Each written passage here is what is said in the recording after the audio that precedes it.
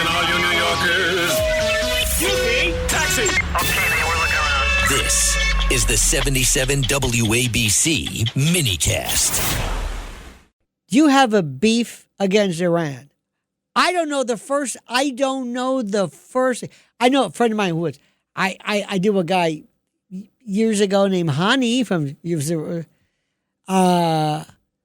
I said I don't know what to make out of these people. They're into what?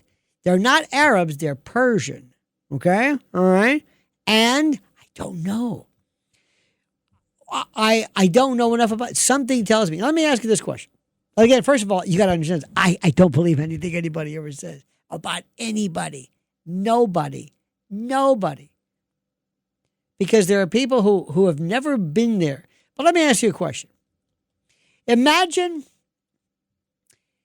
somebody describing the United States in the 50s, in the South.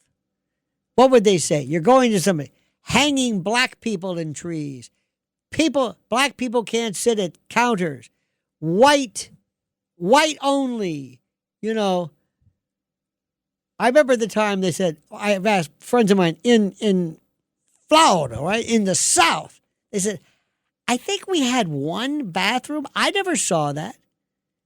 Are you sure? No. Did you ever hear about a lynching? No. Did you ever see the Klan? No. But if you did this, Emmett Till, we were racist, strange fruit, Billie Holiday. And I mean, but that's not the way it is. How about this one? Have you ever heard about people say, I hate New York. You couldn't get me New York. Smelly, stinky, rotten. You ever been here? No. I don't have to be there. Now, how do I know the same people who misunderstand New York feel the same way about Iran? I don't know. I'm not going to be there. I don't want to go there. I have no idea. I've got a friend of mine, bless his heart, he was so interesting. He was a great friend of mine. He was in the oil business. And one day he says, I got to get a new passport. I said, why? He says, there's no more room. And he showed me his passport. There's no more room. He's been everywhere. And he was this British friend. He was so great. He says, let me ask you something. Have you ever been to Baghdad? I said, would you stop this? Have I been to Baghdad? No, I've never been to Baghdad. No, I'm serious. You'd love it. It's wonderful. It's beautiful. Baghdad? He said, oh, yeah. He says, well, Tariq Aziz was Catholic. Wonderful. He would go there sometimes. The food's terrific. I said, Baghdad. Saddam Hussein. He said, yeah. Is there any problem? He goes, no crime. No, he's there all the time. And he said, you really have to go there someplace. So what I'm saying is, I don't believe anything. If you want to know about a person, say, okay, show me what you eat. I had a friend of mine one time who, this is so weird. Years ago, before Uber, I met this great cab driver. And he said, look, anytime you need a cab, call me. He was Pakistani. And I'd call him, and he'd show up. It was like Uber. I had a cab driver. I pay him, of course. But he was just my guy 24 hours a day. You got to wait sometimes, but he says, I'll be there. So anyway, one day he's talking to me about food. I said, what are you known for? And he says, oh, rice. I said, rice, come on. He goes, let me my mother will make this. I don't know what she did. Have you ever seen that? Is it Persian? What do you call the rice? Where they burn it on the bottom? It's crispy. Oh, my God.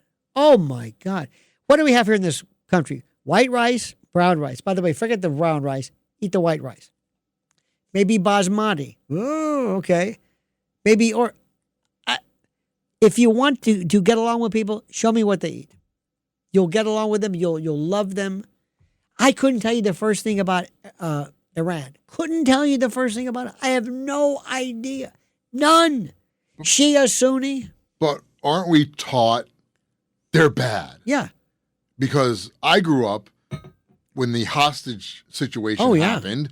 I was in 4th and 5th grade, and we just knew that Iran was bad. Right. And once it was over, for the rest of my life, Iran has just been bad. Bad. That's all I know. Bad people. If the Shah, the Ayatollah, he's bad. No, that's all I know. Shah's good. See, in 1953, there was a guy named Mohammed Mossadegh, and Mossadegh won.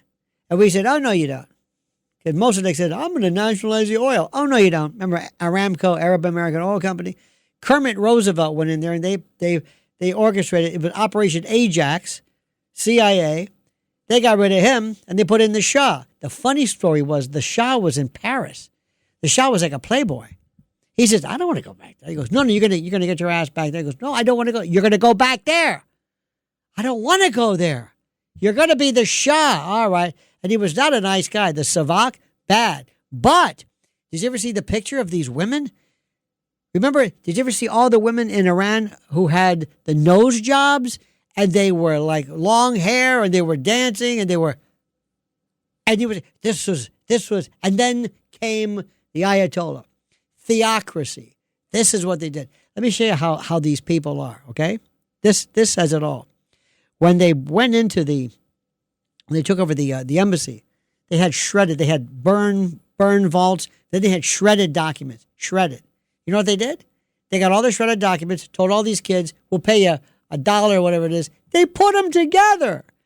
They somehow reconnected shredded documents to show that it was a CIA outpost. Okay, fine. But I mean, so to this day, I would say, well, do you think maybe, I'm just going out on a limb here, you think maybe the whole Mossadegh thing left a bad taste in their mouth? What with the Shah of Iran? It doesn't matter. The hell with you. We don't care about it. Okay. Remember, don't ask questions. Read the room, look at these people and say, do they want to know the truth or do they want to know what they think's the truth?